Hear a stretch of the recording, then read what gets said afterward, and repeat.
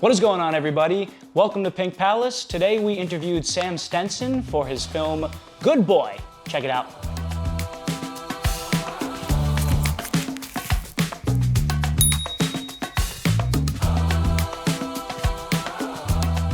So, Sam, why are we here today?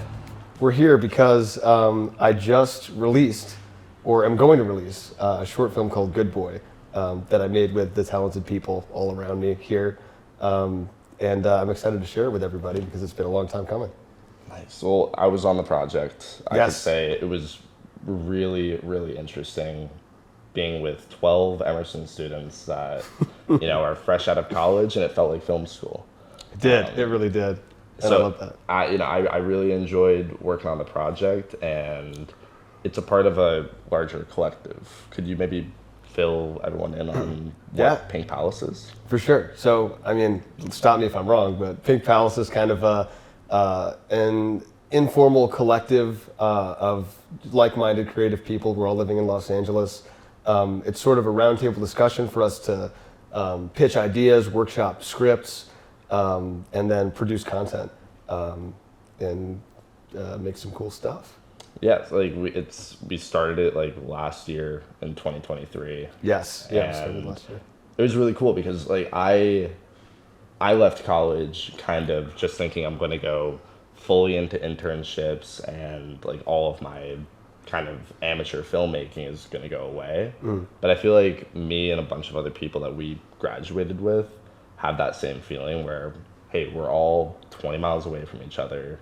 We have the weekends free. I might not be super happy with the job I have right now, but at least I can go out and make a film. Yeah, exactly. I definitely feel that. I think we're all kind of, weekend warriors in a way. Yeah. Because, I think we're all young. We're all trying to find our place in the industry and all that kind of stuff, whatever industry we're in. And I think it's really valuable to have time to keep creating stuff outside of work, because work is not going to fulfill anybody completely, Right. And this is the kind of stuff that I live for. So. Yeah, and for me, it was really awesome being out. Where were we for the shoot? We were in, oh my God, Franklin Canyon, We're in Franklin above Canyon. Beverly Hills. Yeah. So driving in through Beverly Hills up to Franklin Canyon, we had a full crew. We had 12 people dedicating a whole day to shoot Good Boy. I feel so honored that even one person was down to do this with me. It was such a great time. That was probably in terms of, that was maybe my favorite day of all of last year. Just having the ability to go out and make something, and the atmosphere was great, and I think it came out really well. So it was a lovely day. I encourage everybody to go watch Good Boy when it's out. I'm not sure if it's going to be out Watch it before this interview or not. Watch it. But anyways, I have to say it was a great film, turned out amazing. But I want to know, where was your head at in 2023 when you were thinking about making Good Boy, or where did this idea come from? Well, I think this idea was sort of the height of the pandemic was where I had this idea. I was feeling really isolated and kind of all over the place, stressed out. I'm sure a lot of us, felt the same way in April of 2020. And just so everyone knows, I don't want you to spoil the film at all. It's a short film, but what is it roughly about? The rough pitch for Good Boy is it's about a guy and a dog going on a walk. The dog sees something in the woods, runs into the woods and disappears, and it's sort of about what ensues after that. I don't want to give too much away. It's a really short movie, so just I don't want to. It's short, but it's incredibly surreal. It has this weird, not like a Midsummer surreal vibe, but it's got your own, I don't know, interesting vibe to it. I feel like it's trying to tell me something that I can't see. Right. I'm not in on the joke or something. That honestly, that is kind of, that's perfect, because I don't think I want anybody to really. I want everybody to take away what they take away from it, because I have my own idea. When I wrote it, I didn't know what it was about, and then sort of after I wrote it, and when I was pitching it to everybody at Pink Palace and getting the production together, I sort of formulated an idea about okay, this was going on with my life at the time. I was thinking about these things. Maybe this is where these ideas came from. But I definitely want it to be a Rorschach test, and I hope people just think it's strange and maybe thought-provoking and hopefully funny. Because I think it's a really funny movie. I don't know if everyone's going to think that it's funny, but I think it is. So I think a lot of people can relate to this, but we all were thrown into a weird space when the pandemic started. For sure. And it's kind of like, as a lot of us creatives, it's like, how do we react to that? Yeah. What kind of feelings did you have at the time that you think contributed to writing Good Boy? To Good Boy? Yeah. It was really a lot of isolation, a lot of dealing with, my dad was sick at the time. I was thinking a lot about that. It was like a really just shitty time. I can't really sugarcoat it. It was just like a bad time in my life. And I think that contributed a lot of those thoughts of losing control. I think that's really what the movie's about to me without getting too specific. It's about involuntarily, being forced to give up control of your life, which is kind of what we all did during the pandemic. And I was feeling a lot of that in my personal life as well. That's interesting because, I had parallel feelings from a point in the pandemic and watching your film, which is disoriented. Yes. Yeah. So can you break us down a little bit on when you brought this script to Pink Palace and then how it morphed from there? Yeah, I think, so the script was a little bit shorter when I brought it in, when I originally had written it. I brought it to Pink Palace, pitched it, people had a positive reaction, luckily, and we were able to get it produced. We all worked together on that. It really changed when I was working with our cinematographer, Surya. When we were having some shot listing meetings, and he sort of pitched an idea for the ending of the film that I hadn't thought of, and we sort of came to this conclusion together, and it extended the film in a way and made it even more messed up and disconcerting, which was an incredible experience bouncing off ideas with him during that process. Two twisted minds forming Two ideas. twisted minds, two messed up gentlemen. Shout out Surya. Shout out to Surya for being just as screwed up as me, I think. Yeah, that was great. So you were okay with letting go of some control maybe and letting other people contribute? And that's something that I think I really struggle with. In the past, I've struggled with giving up control a lot because I feel like I'm really precious with everything that I make. I'm like, oh yeah, I want it to be this way, and like, oh no one else will understand, which is like all bullshit. But I think that's sort of how I've thought about the creative process a lot. But I wanted to try to let that go during this, and that's how some of the my favorite stuff in the short came to be, was being open to that. I think that's something that excuse me. That's something I think people learn more and more as they get into the industry, into TV, film, documentary, even freelance work, where especially like corporate work, where you have to give up control and you have to kind of allow this to not just be your film. Right.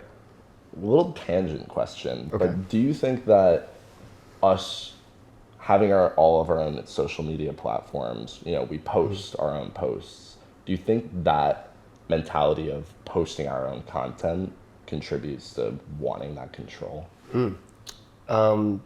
It's really interesting because I've never thought about it like that.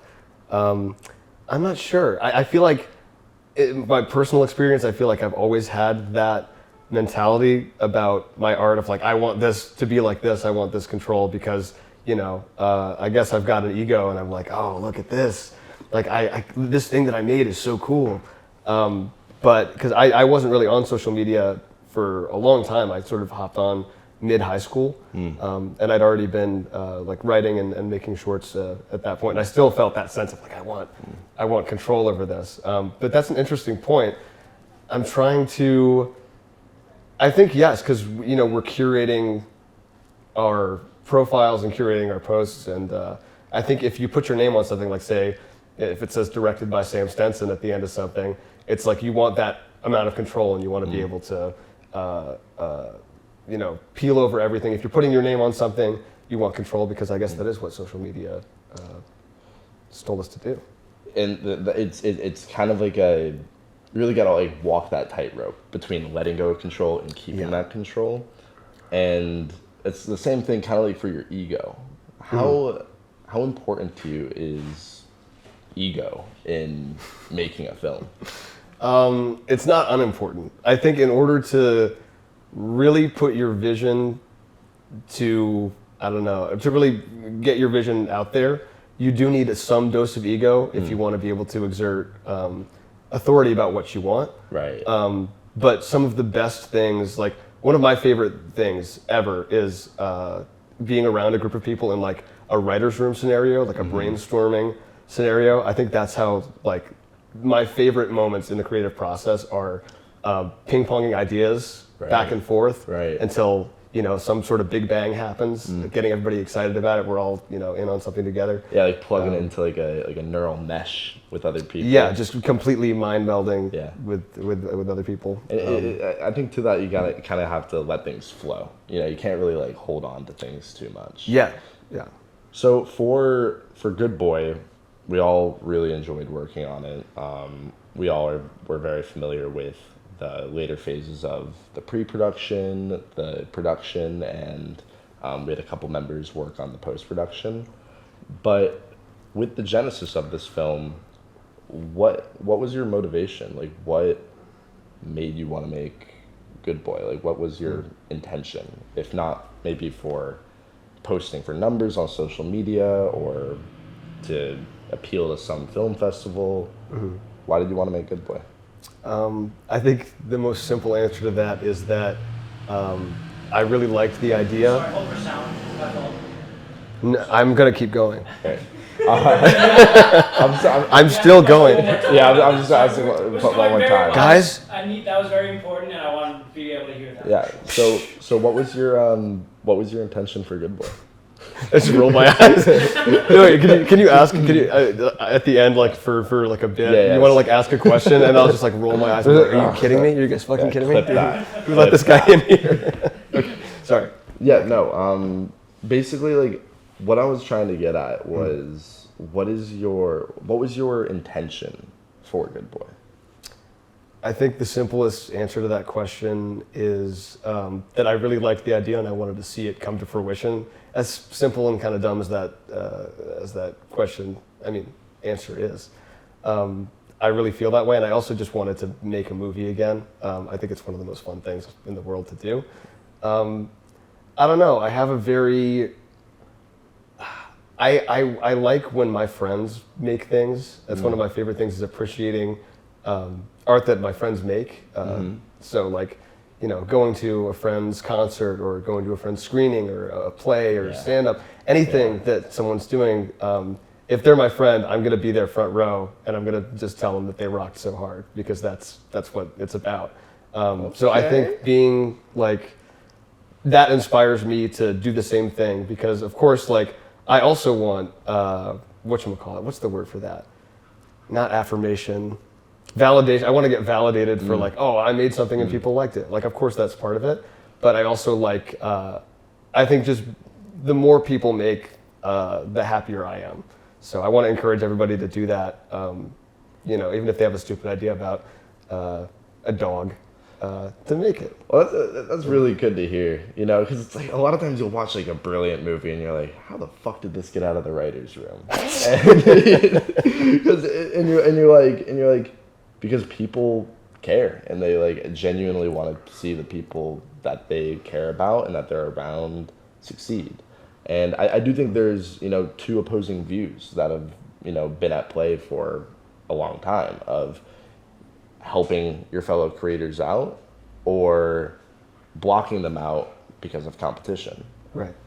How do you feel about, you know, or actually, let me back up. I just want to say that that's a great response to my previous question of, you want to see people succeed and you want to basically prove to others and yourself that something's possible. Yeah. So like with making Good Boy, did you feel like you had to prove something to yourself or prove something to others? I definitely did have to prove it to myself, I think.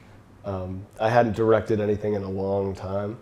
And since the pandemic happened, I didn't get to do a capstone for film school, which I really wanted to do.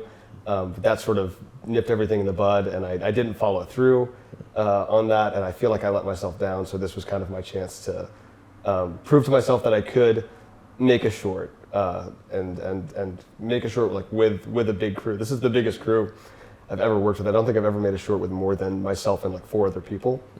So jumping to like 12, like in total, I feel like with post-production, we're like 17-ish, 18 people, was a lot. And I wanted to prove to myself that I could do something like that. And I did. But I don't think I'm trying to prove myself to, I don't think I did it to prove it to other people. I have a very, the one thing I don't have an ego about is like, I like what I make usually, and I'll just put it out there. And if people like it, that is incredible. Like if you like something that I've done, cool, keep liking it. Tell me that you liked it. Please pat me on the back. But also, I think it's just enough that it exists. Beautiful. That's I think probably one of the better answers a artist or creative can have. Thank you. You just have to do it. And that was kind of a phrase I had last year for people being like, oh, I want to do this, I want to do that. So I'm just like, just go do it. Yeah. And that was something when I was on set of Good Boy, I was just like, you know what, we're just doing it. We're doing it. The camera might be dead or there might be a problem here or there. Doesn't matter. Let's do the best we can, and whatever happens, happens. Yeah. And all the stuff, all the resources that we pulled from, I think, we're very lucky to be like living here and having these connections and being able to do what we do and be able to like take a weekend to do something like make a short film. But I really think it's about using what you have, whatever your dream is, whatever your aspirations are. Like there is a way to do it. You just have to kind of think. How do I put this? You have to kind of think like a scavenger in the post-apocalypse, like picking through and like finding like, okay, I can get this here, I can do this here. Quests for aperture lights and C70s. Yeah. It's like you're sort of building your own computer out of like bananas and copper wire or something. But I think anything's possible. Not anything, I don't know. I can't fly. You wake up, what's your mission today? Collect tripods. Yes, yeah. Find a way to diffuse this light without lighting equipment. So with that, just kind of like with resources and access.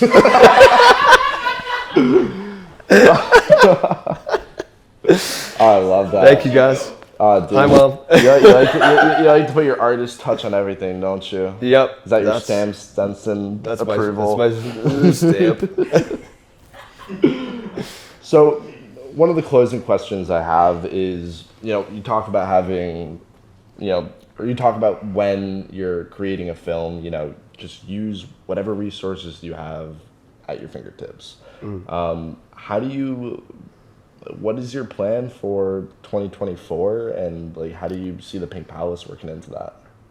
Ooh, damn, good question. I haven't given it a lot of thought. Usually during like the new year, I have a very like, okay, here's what I'm gonna do this year. I have my stuff all like planned out. I have my goals. I did not do that this year, so you're forcing me to think about my future. I don't appreciate that. You're resting on your laurels right now. Yeah, right now I've basically done everything that anyone would ever want to do. You're living. You're retired, basically. Yeah, I made Good Boy, and now the rest is all kind of gravy. Yeah. I don't think I'm gonna do anything else. No, I think it's gonna take me a second to actually think about this. Yeah, you don't have to have a super long answer. Yeah. I guess I just want to keep doing what I'm doing, and I think it's amazing that I was given the chance through Pink Palace to like make something like this happen, and I just want to keep contributing to things that other people want to do, because again, like that's my favorite thing, is having a community of artists all making cool stuff together. So if I can be a part of that in a small way, a big way, I'm just going to keep doing that. Keep writing, keep planning my next moves. And maybe, I don't know if this year I'll do another short, but maybe next year I'll whip something up. Nice. Yeah, I think the last question I have for you is, what are your plans now with Good Boy? It's going to be released soon through, your social medias, through the Pink Palace's Instagram. And you'll be seeing it on Instagram stories everywhere especially if you're an Emerson student. That's true. But Watch out. watch out. But what are your plans for it in terms of possible film festivals or submitting it or using it on your portfolio? For sure. It'll go on my website and all that crap. But I think I definitely we do plan on submitting to some festivals, targeting smaller, more genre-oriented festivals because we're not going to win South by with Good Boy, but I think that we have a shot at turning some heads and entertaining some people at smaller, midnight movie type festivals with this because it's a strange one. And I just want to know what people think of it because I think there's a lot of interpretations, and all I want is for people to say like, "Oh, this is what it's about" to me, and I'll be like, "You're probably right.